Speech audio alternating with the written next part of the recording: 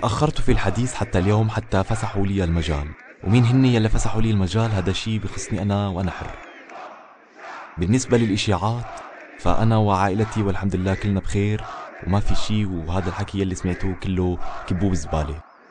نلتقي اليوم في لحظة فاصلة في تاريخ بلدنا، بين أمس مليء بالاضطراب سالت فيه دماء أدمت قلب كل سوري، ونحن نبحث عن صور الألفة والسكينة.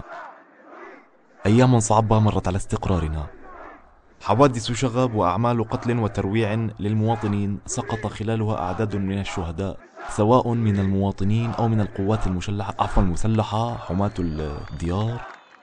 كانت خسارة كبيرة لأهلهم وزويهم، وخسارة كبرى للوطن، ولي شخصيا كانت خسارة ثقيلة. لماذا لا أدري، لكنها هذا ما قالوا لي أن أقوله. على فكرة الزمن لا يعود للوراء، أنا دقيق ملاحظة ولاحظت أن الزمن لا يعود للوراء، لذلك فخيارنا الوحيد هو التطلع للمستقبل، وهذا الخيار نمتلكه عندما نقرر أن نصنع المستقبل. إذا قررنا أن نصنع المستقبل بدلا من أن تصنعه الأحداث، عندما نسيطر عليها بدلا من أن تسيطر علينا، وأن نقودها بدلا من أن تقودنا، لأنني أنا أحب أن أقود هذه الأشياء بطبيعتي سادي. ما هو عدد هؤلاء الفارين أمنيا؟ هم 64,400 وشوية كسور، أي ما يعادل 5 فرق عسكرية.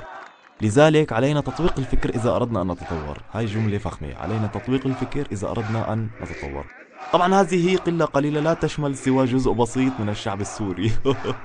لذلك الموضوع ليس مقلق، وأنا لا أقلق في الحقيقة، لأن هنالك حقد كبير. لكن الرد أتى مرة أخرى من قبل الشعب السوري ليثبت وعي الوطني في ظل هجمة افتراضية، وهذا ما انطلق منه الحس الوطني والحدس التاريخي والوعي والأخلاق والمؤسسات، وشوية كلمات لست أدري ماذا أقولها. لدينا جيل من الأطفال تربى في ظل هذه الأحداث، لذلك يجب علينا أن نقتلهم جميعا حتى لا نعاني في المستقبل من شباب ثوري نشأ في ظل أحداث ثورية وسنعاني منه، والشعب يريد إسقاط النظام، شغلات مثل هيك. لذلك لا نقتلهم جميعا ونخلص.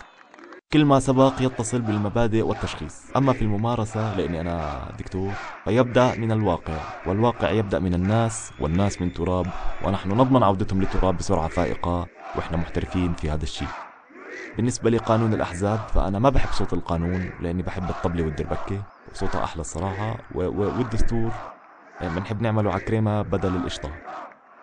بالنسبة للفارين انتو سلموا حالكم ومن سامحكم وما عليكم، ليس لدينا إلا مع السلامة.